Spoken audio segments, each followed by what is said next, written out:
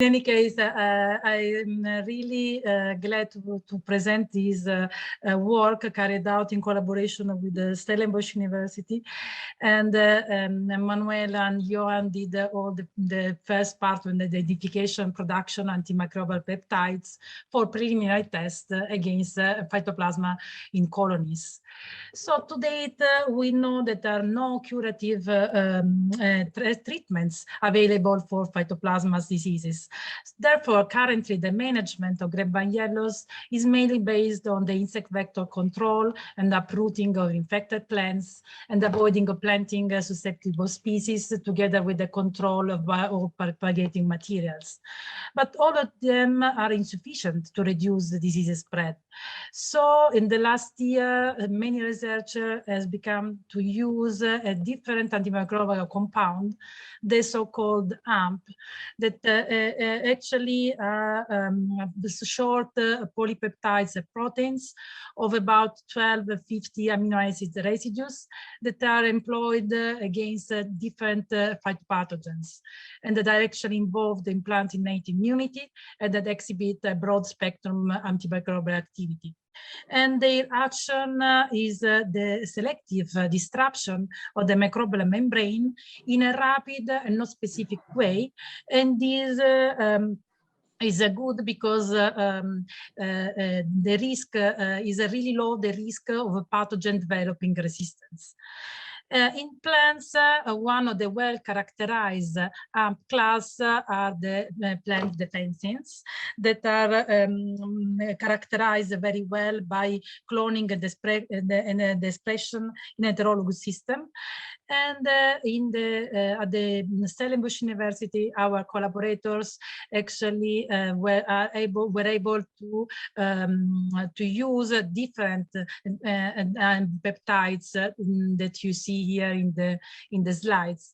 But for the purposes of this presentation of our work, we will focus only on the first one, on the VV-AMP1, the Vitis vinifera antimicrobial peptide 1, that is isolated from grapevine berries and exhibit a good activity against many fungal pathogens such as Fusarium oxysporum and Botitis schneerea. In the slide, you can see the schematic strategy that the colleagues use for the protein expression and purification of the peptides for the subsequent activity tests. And they were able to express the peptides using a bacterial expression system. They modified the PRSF vector in Escherichia coli using E-stack purification. And here there is the final version of the vector that they construct that contains thrombin as a protease to cleave the GFP from peptide, and they add also the accessory protein plaque to ensure the correct formation of disulfide bond. And all the peptides were then successfully expressed in BL21 cells as a GFP fusion protein. There was observed no host cell toxicity, and the E-stack purification was done by cell lysis and NI and TA affinity chromatography. But for all this part, please refer to Manuela and Johan that did all this work that was carried out only at Stellenbosch University, because this is not actually is not my field of expertise.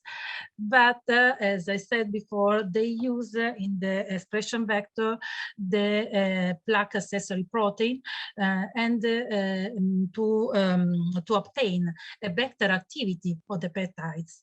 And here in the slide is shown SDS page analysis of both VV-AMP and VV-Scorpio peptide. And upon the cleavage with thrombin, additional bonds could be observed for both cases, as you can see from the red arrows.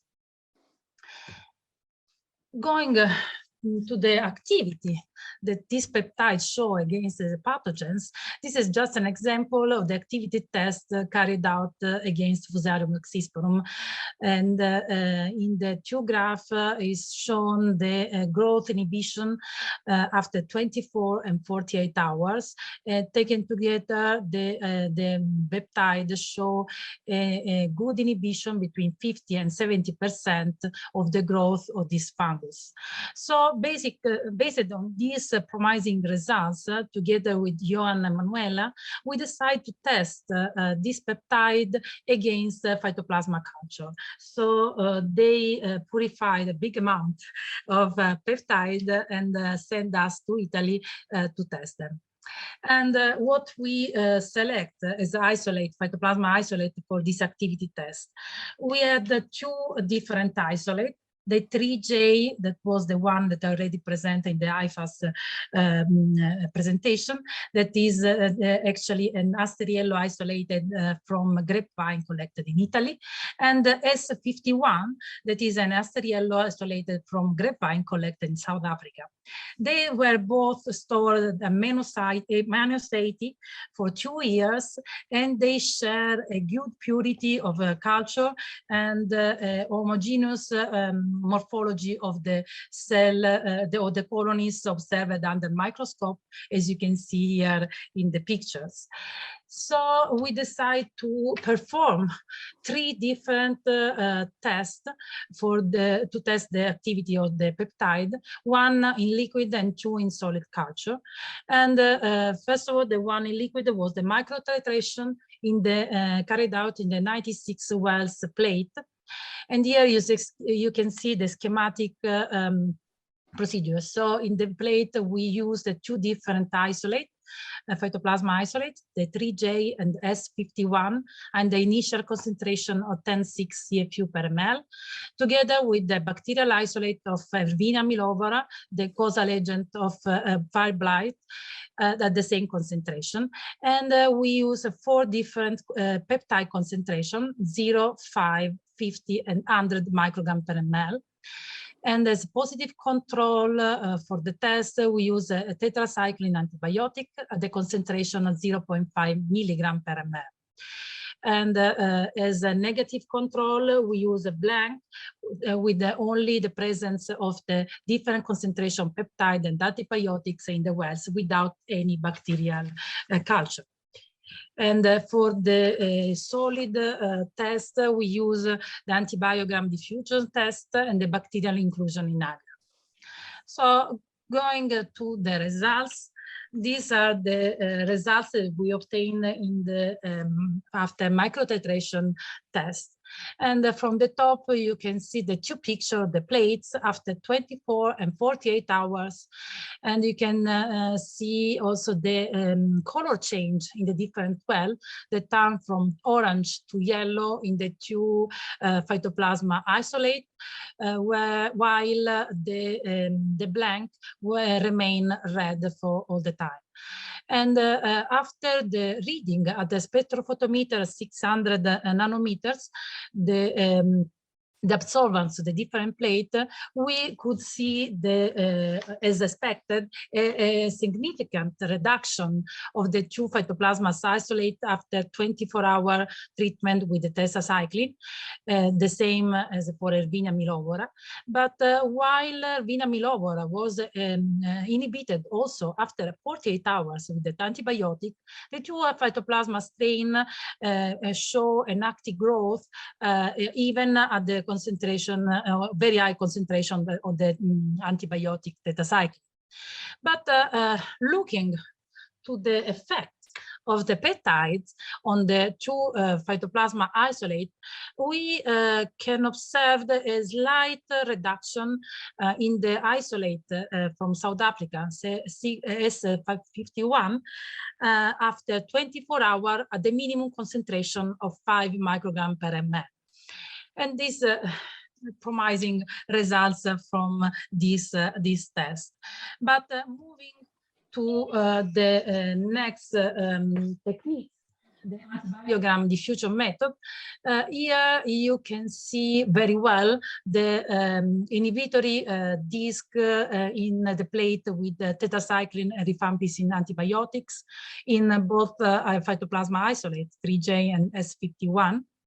While no inhibition of growth was observed in the negative control treated with water, and in some of the plate with the VVAMP1 at the concentration of 100 microgram per ml, we could observe a strange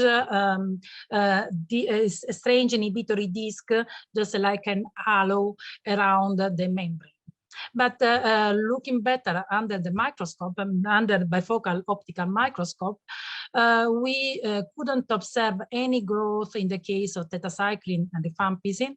We observe heavy growth with the negative control with water, and a lighter growth, let's say, with the peptides. That is what more evident when we go to the edge of the halo in the right picture, where is clear the difference between inside and outside the inhibitory disc. And going to the third techniques that we use, the bacteria inclusion in agar, while it's clear the activity of the rifampicin antibiotic in both cases, the activity of the peptide VVAMP1 show a lighter color, just like a halo around the hole with the two peptides, and in both isolate 3J and S51 at the two concentration 100 and 200 microgram per ml. Taken together, all these results, all the preliminary results obtained from the 3 different tests, we don't know yet the meaning of the activity of this peptide against phytoplasma, but there are evidences of different growth in the presence of the peptide and different concentration of the phytoplasmas in the plates and the liquid medium. So I think it's worth to continue and to test the peptides for future application for the management of the diseases. And finally, I would really like to thank Johan and Manuela for the support and the collaboration and the peptide selection, expression, production, and purification. And in my lab, Camilla and Francesco for the help they gave me for in vitro analysis. And thank all of you for the attention. Thank you.